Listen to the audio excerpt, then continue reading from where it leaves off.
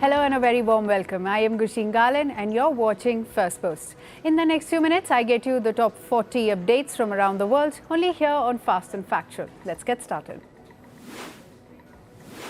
We begin in the United States. US President Donald Trump has said that he could meet his Russian counterpart Vladimir Putin very soon. He added that Putin wants to stop the war with Ukraine. This comes ahead of a high-level meeting reportedly on February 18th between the US and Russian officials, Saudi Arabia, to discuss how to end the war. The meeting follows last week's telephone call between Trump and Putin, during which both leaders agreed to begin negotiations immediately. Ukrainian President Volodymyr Zelensky has rejected Trump administration's draft proposal, claiming that it lacked security guarantees for Kyiv. The deal would have provided the US access to Ukraine's rare earth minerals. The US government deems it as a form of repayment for supporting Ukraine in its war against Russia. UK Prime Minister Keir Starmer said he is ready and willing to put British troops on the ground in Ukraine to provide security guarantees as a part of the truce deal.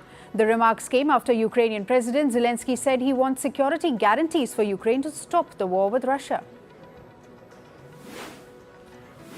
Now moving to West Asia, Israeli Prime Minister Benjamin Netanyahu has vowed to end the job against Iran with support of the US. He said this during a conference with US Secretary of State Marco Rubio in Jerusalem. Netanyahu said, and I quote, "Israel and America stand shoulder to shoulder in countering the threat of Iran," end quote. He added that both the US and Israel agree that Iran should not have nuclear power. Meanwhile, Rubio called Iran the greatest source of instability in West Asia. Israeli Prime Minister Netanyahu has also launched a stern warning for Hamas. He has vowed to open the gates of hell for the group if all the hostages are not returned safely. This comes after Hamas has threatened to halt release of Israeli hostages last week. Hezbollah chief Naim Qassem said the Israel Defense Forces must withdraw from Lebanese territory by tomorrow. He added that Israeli troops' presence after the deadline would be considered as an occupying force. The IDF was earlier given 60 days to complete the process amid a ceasefire deal between Israel and Hezbollah, but the date was later extended to February 18th. Israeli military said it conducted airstrikes in Lebanon on Sunday, targeting Hezbollah military sites that stored weapons including rocket launchers. It said the precision strikes were based on intelligence which suggested Hezbollah activity. The military did not exactly specify the locations of the strikes. Moving to South Asia, an earthquake of magnitude 4 hit India's capital New Delhi and its neighbouring areas earlier today. The epicenter of the jolt was in South Delhi. The earthquake felt for a few seconds, but it caused severe panic. Reacting to these tremors, Prime Minister Narendra Modi urged people to remain calm and follow safety measures. He also advised everyone to stay alert amid possibility of aftershocks. In Europe, just a week before Germany's general election, at least 30,000 people gathered in Berlin on Sunday. The citizens were protesting against the far right while advocating democracy, while the organizers called for action against right-wing extremism.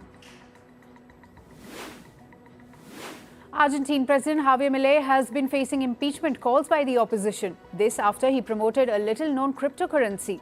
The digital currency's price initially soared but declined later following its endorsement by Milei. This resulted in losses for thousands of investors. Following this, the opposition has been accusing Milei of promoting a scam, an allegation that he rejects. In climate news, the US's Kentucky severe flooding left 8 people dead and over 1,000 rescued as floodwaters surged through communities. Some areas received over 6 inches of rainfall in a matter of few hours. US President Donald Trump has issued a state of emergency in the affected region. According to reports, tens of thousands of people are without electricity. Over 19 crews are still performing evacuation operations. After deadly wildfire, Southern California's Sierra Madre is now battling with mudslides. The strongest storm of the year triggered massive debris follows, submerging roads in sludge and trapping vehicles in thick mud. Experts warn that fire-scorched landscapes are particularly vulnerable to landslides as vegetation loss leaves soil loose and unstable. In Brazil's Rio de Janeiro, summer heat has become a growing public health crisis. Temperatures soared to 33 degrees Celsius with a blistering thermal sensation of 38 degrees Celsius. Authorities are stepping up efforts to protect at-risk groups, including the elderly, children and those without chronic illnesses. Thousands of residents were flocking to the beach to seek relief. China's winter sports industry is thriving, with the government pouring resources into ski resorts and infrastructure. However, experts warn that climate change could quickly put the brakes on this momentum. Rising temperatures are shortening ski seasons worldwide, and China already relies heavily on artificial snow to keep resorts running. With 2024 marking the country's hottest year on record, the long-term sustainability of these ski resorts is under jeopardy. Food prices are becoming increasingly volatile as extreme weather events wreak havoc on agriculture. Supply chain analysts warn that 2025 will see continued price surges following the doubling of cocoa and coffee costs over the past year. Research by consultancy Inverto has linked these price spikes directly to climate change, with rising temperatures and erratic rainfall patterns reducing crop yields. On to business and tech news now. US President Donald Trump dismisses reports of European Union's push to block American food imports. Trump said that such a move would only hurt Europe. This comes after reports suggested that EU Commission would impose tough imports limits on certain foods to protect its farmers. Amazon workers in North Carolina reject a bid to join a union. In a big win for the retail giant, about 3/4 of 4,300 workers voted against it. The union officials have long coveted Amazon because of the number of industries it touches. Uber Technologies moved court against DoorDash. The American multinational accused the online delivery firm of anti-competitive practices. Uber says DoorDash coerces restaurants into using the app exclusively. DoorDash denies the claims. The shares of Australia's BlueScope Steel climbed to a 3-year high. The stock giant's 12.3% poised to touch its highest since 31st August 2021. The rise is attributed to the increase in company's underlying profit. The Australian government says that it will put a ban on purchase of existing houses by foreign investors. The move is aimed at boosting under-pressure housing supply. The ban will come into effect starting April 1. Japan's GDP for the fourth quarter expanded 2.8%. The rise in GDP was more than expected 1% gain. The rise is attributed to increase in consumption and improved business spending. This paves the way for central banks' interest rate hikes. Goldman Sachs raises its target price for Chinese stocks over estimates of AI adoption boosting earnings growth. It could potentially bring in flows worth $200 billion.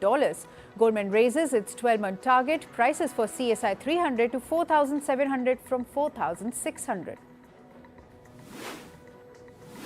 xAI's artificial intelligence chatbot Grok 3 is set to be launched today. The release announcement was made by billionaire Elon Musk. He says that his ChatGPT challenger would be released with a live demo. Shares of Tencent Technologies rise by 6.6%. The surge follows company's announced plans of integrating its WeChat with DeepSeek's chatbot. Tencent has reported a rise of 67% in its stock value over the past year. South Korea suspends new downloads of DeepSeek. However, the web service continues to remain accessible. This comes after the Chinese AI app fails to adhere with the country's Data Protection Authority rules. The officials say that the app services will resume once it complies with the rules.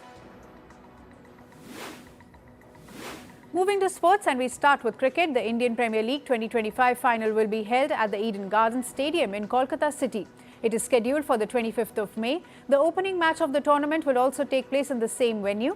This will be the first IPL final to be played at the iconic Eden Gardens in a decade. England opener Ben Duckett is set to play in the Champions Trophy 2025. Duckett had sustained a groin injury during the India vs England ODI series. After medical checks, he has been declared fit to take part in the tournament. England's first Champions Trophy match is against Australia on Wednesday. In football, Liverpool beat Wolverhampton Wanderers 2-1 in a Premier League match. Luis Diaz drew first blood, giving Liverpool a lead in the 15th minute. Mohamed Salah's penalty in the 37th minute doubled their lead.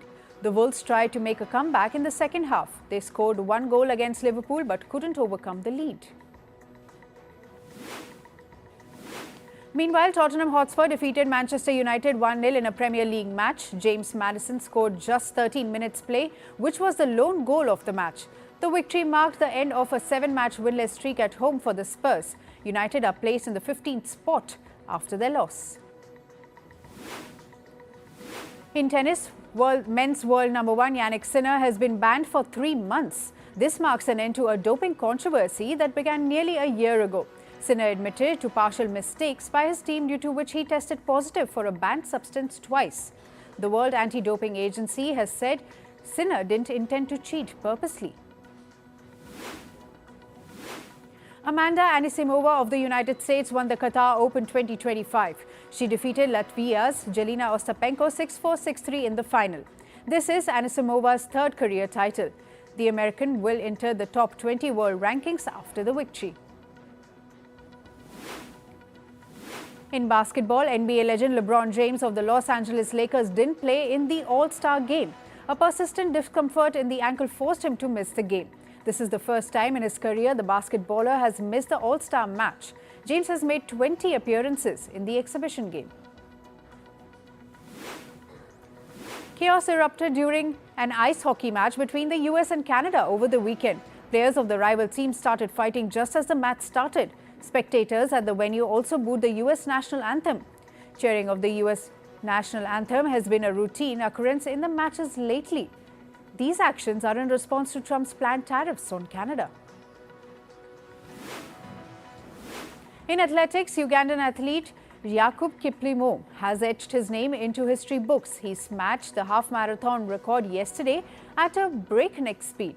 Kiplimo lodged a distance of 56 minutes and 42 seconds. With the record, the Ugandan became the first athlete in the history to complete the race in under 57 minutes. Irish hockey jockey Michael O'Sullivan has tragically passed away at the age of 24. The horse rider succumbed to injuries after the falling off the track during a race. Sullivan was admitted to a hospital for 10 days after going into coma. His family has decided to donate his organs.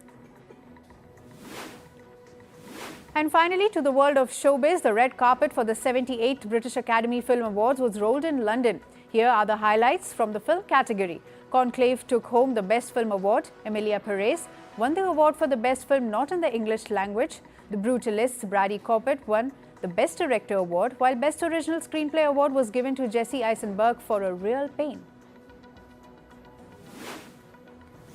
Meanwhile, in the acting category, Anora's Mikey Madison won the Leading Actress Award. The Brutalist Adrian Brody was given the Leading Actor Award. Best Supporting Actress Award was taken home by Zoe Saldana for Emilia Perez, while Best Supporting Actor Award was given to Kieran Culkin. For A Real Pain, Anora also won the award for Best Casting. Where there are winners, there are also those who walk empty-handed. Here are some of the biggest names that missed out at this year's BAFTAs. Despite Conclave sweeping multiple awards, its lead actor Ralph Fiennes went home without a win. A Complete Unknown starring Timothée Chalamet also failed to secure any trophies. Meanwhile, Ariana Grande's Wicked lost out on Best Film of the Year, and Zendaya's Challengers was completely shut out. HBO is doubling down on the Game of Thrones franchise with multiple new spin-offs in development beyond the previously announced projects. Executives confirmed that at least one promising series will remain with the Targaryen bloodline, while others are still in early stages. The success of House of the Dragon has fueled HBO's ambition to expand the Westeros saga, though not only projects are guaranteed to move forward. And finally, Marvel's Captain America Brave New World soared to an impressive $100 million North America debut. This number has secured its place as the biggest box office opening of the year. However, despite its financial success, the film has faced harsh reviews and disappointing audience scores. The movie introduces Anthony Mackie's Sam Wilson as the new Captain America navigating political turmoil.